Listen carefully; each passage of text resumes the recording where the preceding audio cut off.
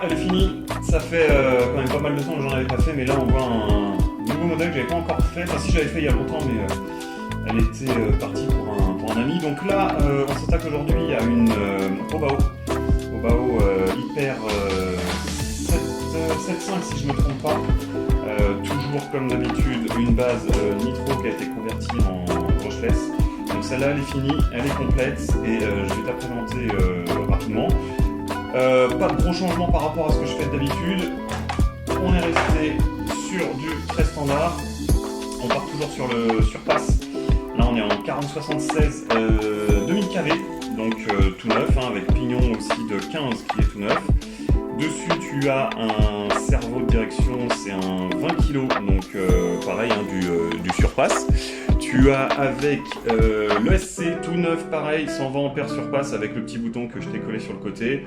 Le support batterie qui est bien sûr fixé directement sur le châssis, comme tu peux voir ici avec les 3 points qui ont été fraisés avec des vis en 2,5 si je ne me trompe pas.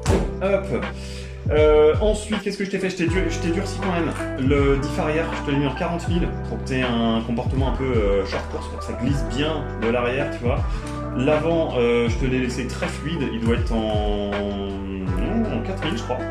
Et le central est plutôt assez raide, on doit être sur du 30 000. Au niveau des suspensions, je te les fais comme je préfère d'habitude. Donc tu as l'avant qui est un peu plus ferme et tu as l'arrière qui est beaucoup plus soft pour justement en accélération pouvoir s'écraser et donner le maximum de grip sur les pneus. D'ailleurs les pneus, bon, bah, comme d'habitude ils sont neufs, hein, ils n'ont même pas roulé une fois, j'ai fait les tests avec d'autres pneus donc pas de souci.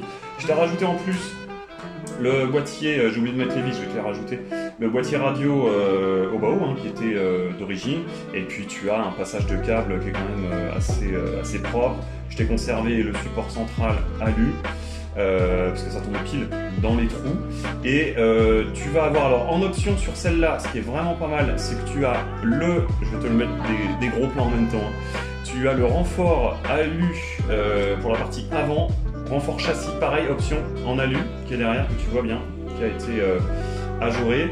Tu as le train arrière qui est sur rotule, alors je sais pas si tu le vois à travers, voilà on voit les plots qui sont là et puis tu as les deux rotules qui sont sur le dessus, donc ça c'était une option. J'ai une autre Obao, tu verras où il n'y a pas cette option. Cale de train arrière pardon, du côté avant qui est en alu, l'avant est aussi en alu et puis celle de derrière qui est aussi en alu mais avec un bon quasi centimètre.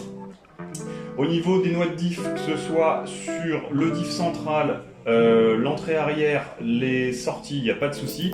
Derrière, tu es en dogbone et devant, tu es en CVD avec bien sûr les porte-fusées pardon, qui sont en alu. Voilà. Donc elle se comporte vraiment très très bien. Tu vois au niveau de la suspension, on a vraiment un effet de souplesse qui est terrible. Alors ça c'était les débuts d'Obao et ça n'a pas arrêté dans ce sens là, donc voilà, ça c'est vraiment leur marque de fabrique. Au niveau de la carreau, bah, tu es sur la carreau d'origine qui a été un petit peu redécorée, donc forcément tu as les deux entrées pour la nitro, hein. Ça c'était le réservoir et là tu as la culasse et hop, une fois que tu remets dessus, ça tombe pile dans les trous. Si tu veux bien te mettre devant, voilà. Je te fais une petite vision quand même de l'autre côté. Donc ça, tu as la face arrière avec l'aileron et bah justement voilà, les petites bavettes. Ah, moi j'ai bien aimé le coup des bavettes jaune fluo, parce que j'en ai une autre où les bavettes sont grises. Donc là, tu as du jaune fluo, c'est quand même beaucoup plus sympa. Ça donne un petit côté flash. Et bah écoute, ce qu'on va faire, on va passer au test pour te rendre compte de ce que ça donne. C'est parti pour le test. Je vais te brancher la lipo. Donc la lipo, c'est du DIN. Donc tu branches ça. Alors je te l'ai mis un peu court, faut mettre la batterie dans l'autre sens, hein, justement, pour pas que tu aies de problème. Hop, mais pour le test, ça va suffire. Tu as le petit bouton d'allumage qui est derrière. On allume toujours en premier la commande. Hop. FS1, on est sur la bonne, et ensuite tu allumes le SC. Hop. Donc au niveau de la direction, comme je t'ai dit, on a du 20 kg surface. Donc ça tourne, c'est rapide comme tout. Voilà, c'est du tout neuf. Et puis à 20 kg sur sur un châssis comme ça posera pas de problème. Ensuite, on va faire un petit tour au niveau du moteur. On est parti, donc on va commencer doucement. Voilà. Là, on est à même pas 10% là, et on y va.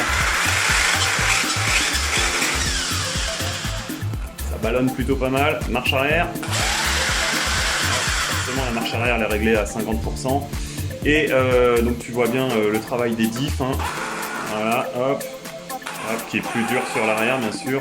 Et tu vas avoir le central. Hop, ça va me faire arracher les mains.